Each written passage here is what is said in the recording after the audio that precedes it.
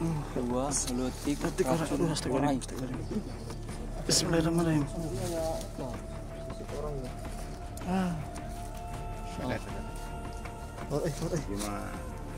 Ekstrim. Terjalnya Pak. Dulu kebetulan saya ke sini waktu pertama masuk ke sini, lihat gua ini di sini ada sesosok ular yang terjepit batu, dan di kepalanya yang saya bikin aneh dan bikin kaget, di kepalanya itu ada mahkotanya yang terbentuk dari emas.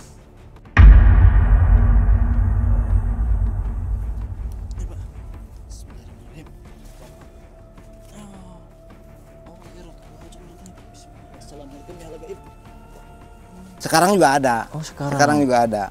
Kata-kata orang yang tahu dan kata Pak Kuncen sendiri gitu ya, yang Kuncen di sini. Sekarang juga ada, bahkan kalau malam hari dia keluar. Oh. Biasanya kan kalau yang namanya ular itu identik dengan ipri. Apakah di sini termasuknya ipri? Apakah ular apa gitu? Yang saya tahu itu adalah dewanya ular itu di sini. Itu yang itu. Oh.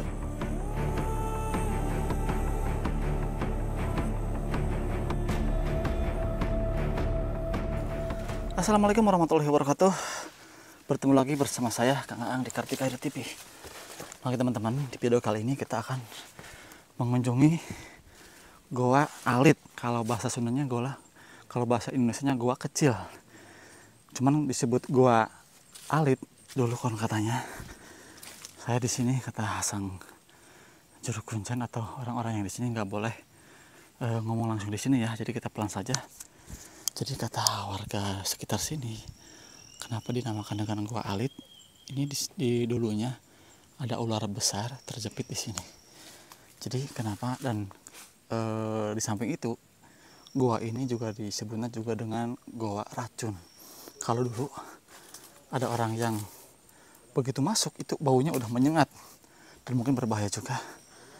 Nah, seperti apa nanti tempatnya, dan di sini banyak sekali pantangan yang tidak boleh disebutkannya, tidak boleh ngomong sembarangan, dan tempatnya sangat begitu mencekam teman-teman.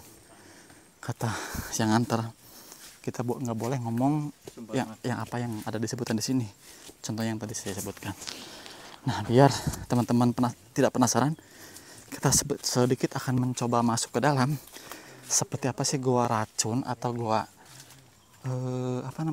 goa racun oralitik katanya. Jadi kalau bahasa Indonesianya goa racun ular kecil, dimana di sini kalau katanya terjepitnya ular besar dalam gua. Dan ini aura mistisnya sangat luar biasa. Sebetulnya saya dari bawah sampai keringatan tuh. Wow, Masya Allah. dua, tiga, Bismillahirrahmanirrahim.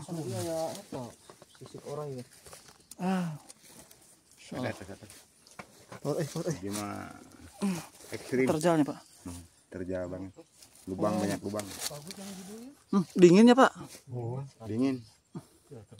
Yes, langsung terasa sejuk gitu. Kayak bawa Pak. Iya Pak. Bismillahirrahmanirrahim.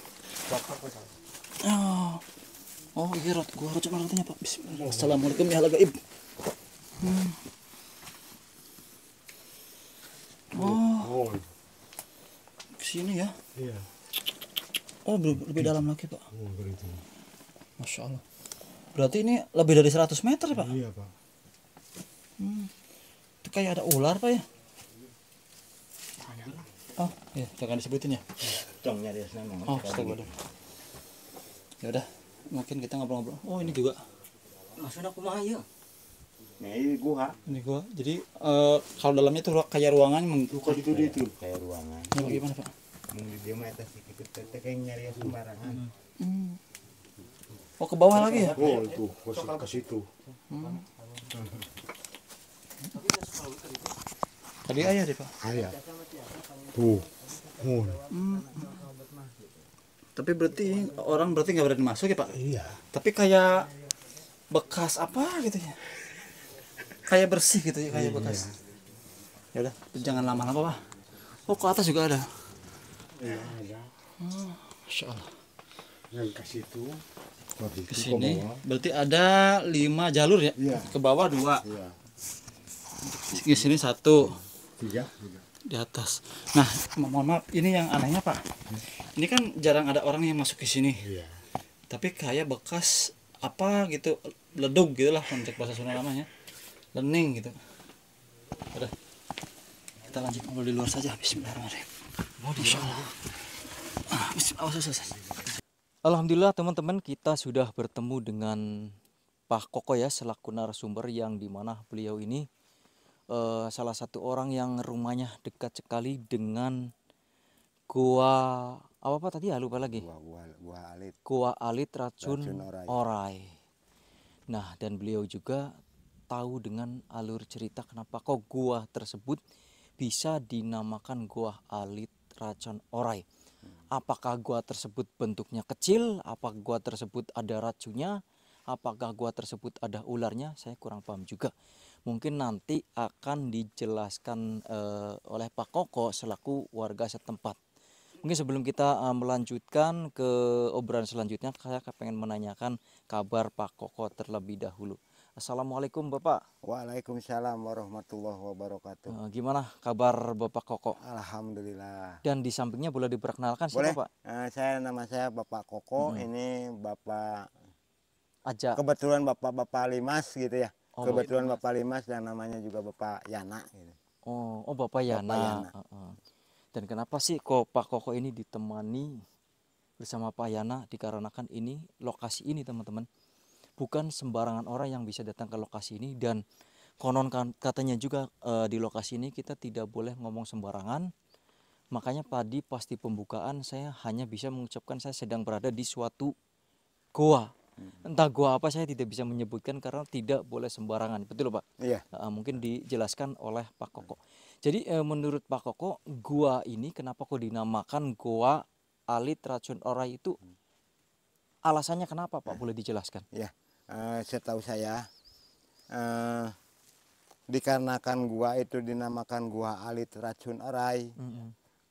Kesatunya bentuknya kecil, keduanya ya ada yang dinamakan racun orai itu katanya, tapi saya juga nggak pernah melihat sih ya sosoknya mah. Katanya ada raja, kalau kata Sunda Raja Orai katanya. Raja Orai di situ terjepit batu, di dalamnya terletak orai tersebut gitu. Dulunya. Sekarang juga ada. Oh, sekarang juga ada. Kata-kata orang yang tahu dan kata Pak Kuncen sendiri gitu ya, yang Kuncen di sini sekarang juga ada. Bahkan kalau malam hari dia keluar. Oh. Kalau malam hari katanya. Dari dalam goanya. Tapi maaf nih, bukannya saya sok tahu gitu. Bukannya saya mengada-ngada, memang ceritanya kayak gitu, dan hari nyata enggaknya ya nggak tahu juga gitu. Tapi yang jelas raja ular tuh adanya di sini, kayaknya di gua tersebut gitu, di gua kecil itu. Itu Raja Orai khusus wilayah di sini atau memang seluruh Nusantara atau Jawa Barat? Kayaknya khusus di sini. Oh, cuman di sini. Cuman di sini. Kayaknya cuman di sini. Besarnya pun saya nggak bisa mengatakan sebesar apa karena belum melihat. Warnanya juga apa istilahnya, bentuknya kayak gimana juga nggak ngelihat. Yang saya dengar katanya orangnya itu terjepit dengan batu, dengan dinding batu tersebut. Ularnya. Hingga saat ini pun juga masih ada yang masih lihat. ada. Itu masih ada. yang lihat katanya siapa Pak? Yang lihat kurang tahu juga tuh. Yang lihat katanya dulu waktu Kuncen yang dulu ya Pak ya. Yang Kuncen dulu, Kuncen masing-masing masih Bapung Amat, hanya Bapung Amat yang melihat. Bapung Kulisi. Bapung Kulisi di sini teman, Bapung Kulisi pertama jadi Kuncen di sini. Ularnya sebesar batang ini. Ya kan. Wow. Kalau misalkan nggak kelihatan batang pohonnya ya mungkin segede golongan kasur lah. Gimana sih kasur digolongin gitu? Kasur digulung. Kasur digulung lah. Segede itu. Kalau panjangnya katanya berapa meter? Panjangnya kurang tahu panjangnya. Masalah panjang. Nah, itu yang Bapak tahu dari cerita Bapak siapa tadi, Pak Polis apa siapa? Bapak Bapung Kulisi.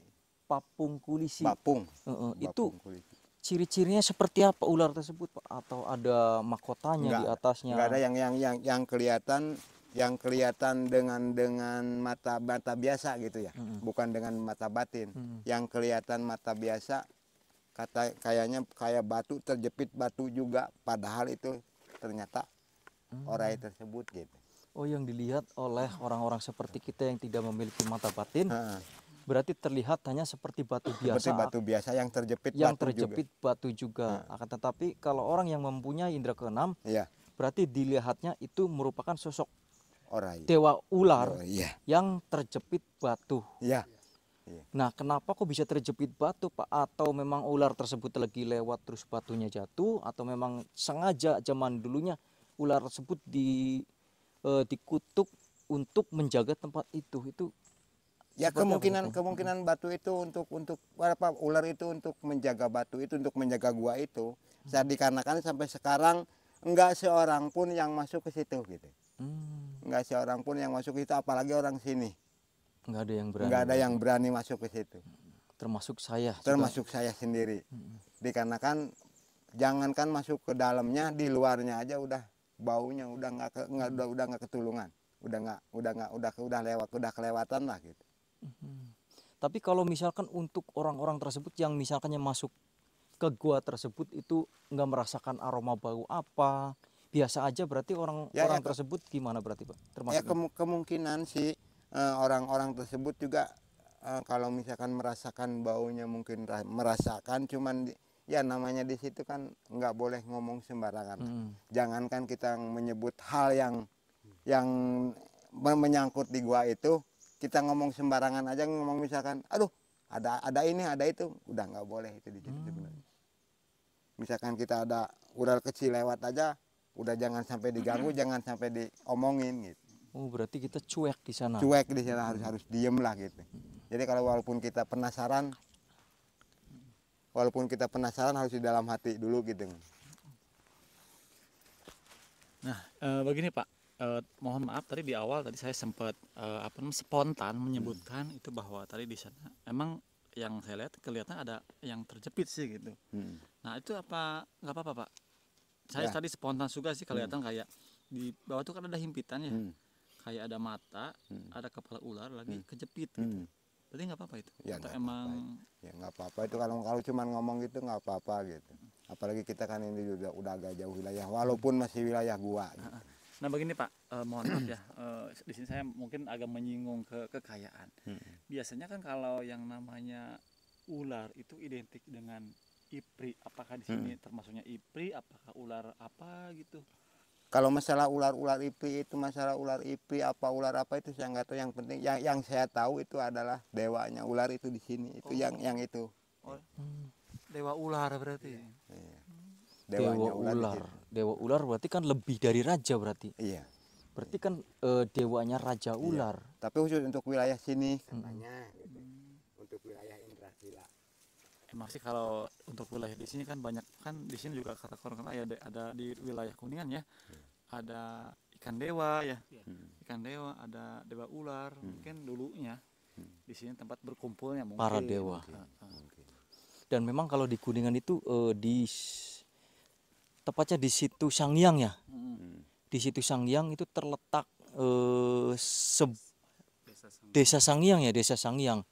Di Desa Sanghyang, Kecamatan Dharma, Kabupaten Kuningan, teman-teman. Jadi itu terletak ada sebuah situs yang dimana menurut konon katanya, jadi situs itu merupakan situs peninggalan dari kerajaan pada zaman, bukan zaman kerajaan Jawa atau kerajaan Pasundan ya.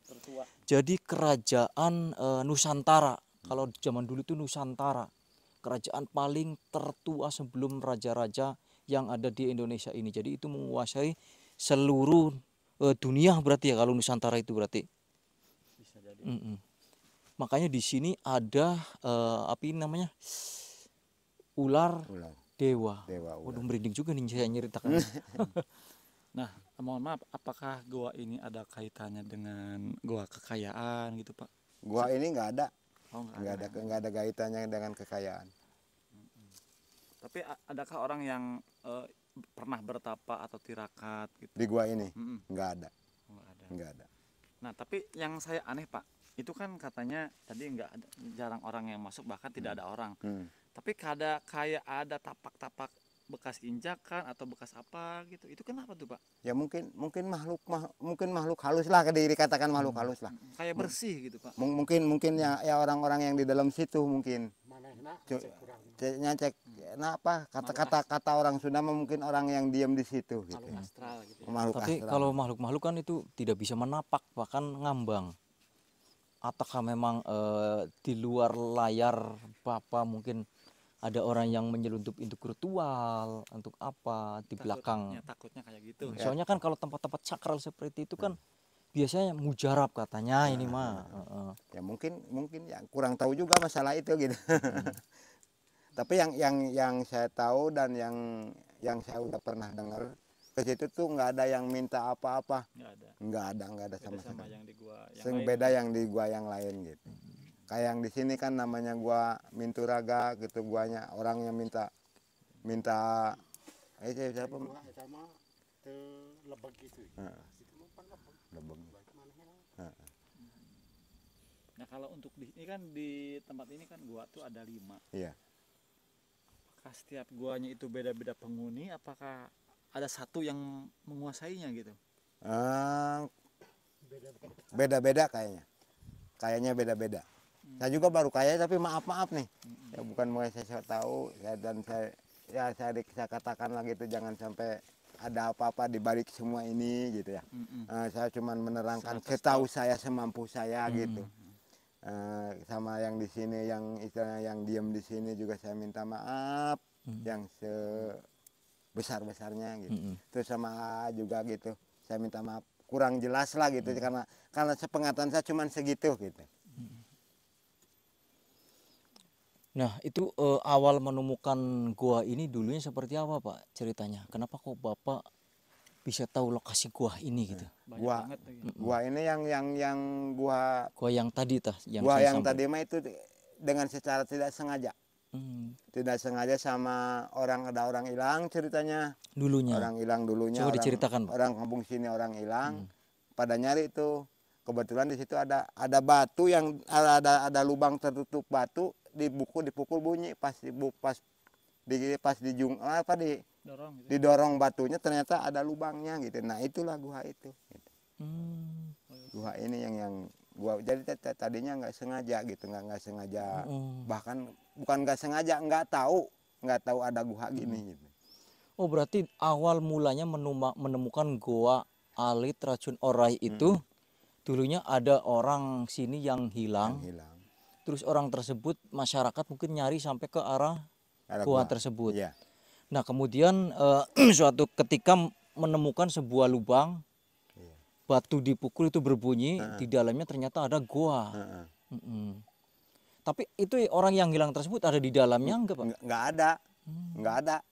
Orangnya di tempat lain, itu ketemunya mah. Cuman itu mah ya mungkin gimana sih ya yang menerang jelasannya. Mungkin supaya orang-orang sini tahu, mungkin bahkan di sini ada gua, mungkin gitu ya. Kebetulan pas orang banyak ke situ nyari orang yang hilang, ternyata ada batu yang dalamnya ada guanya gitu. Tapi kalau menurut saya pribadi sih, kalau untuk makhluk gaib tersebut itu kepengennya tersembunyi dan tidak mau diganggu oleh manusia. Iya. Itu kalau misalkan ngasih tahu bahwa di sini ada gua, itu terasa tidak mungkin sih, Pak. Karena kan mereka juga kepengen tidak diganggu. Tapi kan setelah adanya sudah digali sama orang, dibuka batunya dan di dalamnya terdapatlah gua, kan jadi sekarang manusia itu keluar masuk ke situ dijadikan mungkin tempat untuk ya takutnya ada dimanfaatin untuk mencari kekayaan, terus apa sih untuk kemaksiatan, takutnya ya. Soalnya kan itu sebuah gua, tempat yang sangat begitu sepi dan nyaman sekali. Apalagi kalau untuk teriak-teriak pasti nggak kedengaran. Nah, saya kepengen tahu juga, Pak, itu kalau untuk kedalamannya berapa? Apakah sudah pernah untuk meneliti mengukur kedalamannya, terus sampai tembus kemana? Apakah belum, Pak? Belum. Masalah panjang ininya orang juga belum pada tahu ukuran panjangnya berapa, dalamnya berapa. Soalnya terutama yang di gua ini, yang namanya gua racun orai, nggak ada orang pun yang berani masuk terang-terangan aja. Jadi masalah kedalaman terus masalah sampai di mana gitu, nggak ada yang tahu. Cuman taunya ya itu gua racun gitu, gua kanang, gua letik, Gua racun ular. ular. Kenapa bisa disebut dengan gua racun ular? Apakah ada racunnya? Boleh dijelaskan mungkin penonton ada yang penasaran dengan nama racunnya.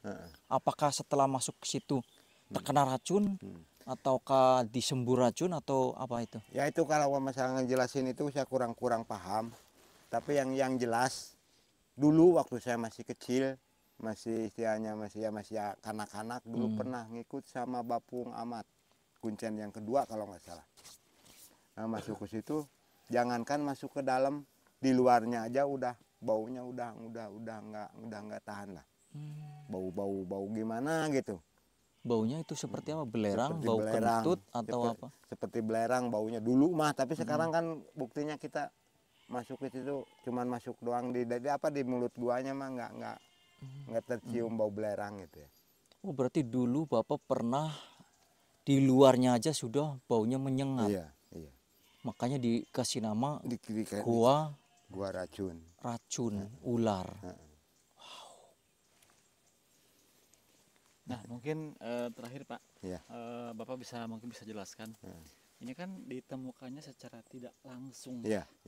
Nah, apakah setelah ditemukan gua tersebut peristiwa ular terjepit setelah ditemukan gua, apa emang pas ketemu gua ada ular di dalamnya gitu? Ya itu saya itu kurang tahu. Oh, Kurang tahu saya. mesti ke Kuncen ya. Mesti harus ke Kuncen. Kurang tahu masalah itu. Ya, kalau mungkin untuk penjelasan lebih jelasnya lagi mungkin nanti akan berbincang-bincang dengan Sang Kuncen, karena berhubung Sang Kuncen lagi sakit dan katanya lagi dirawat juga, jadi kita tidak bisa berbincang-bincang dengan Sang Kuncen dan tidak bisa menjelaskan dengan detail lokasi tersebut ya teman-teman. Ya mungkin cukup sekian perbincangan pada kali ini. Mungkin untuk teman-teman yang sudah menonton video kami, saya ucapkan banyak-banyak terima kasih. Semoga teman-teman semuanya selalu diberikan kesehatan, dilancarkan rezekinya, dan teman-teman semuanya selalu dilimpah ruahkan rezekinya, dan tentunya selalu dalam lindungan Allah Subhanahu wa taala. Amin. Terima kasih banyak buat Pak Koko sama Pak Yana ya Pak. Sama Pak Yana, semoga Bapak selalu diberikan kesehatan juga. Amin. Dan mohon maaf juga sudah mengganggu waktu Bapak aktivitasnya. Oke Pak, saya pamit undur diri. Assalamualaikum warahmatullahi wabarakatuh. Waalaikumsalam warahmatullahi wabarakatuh.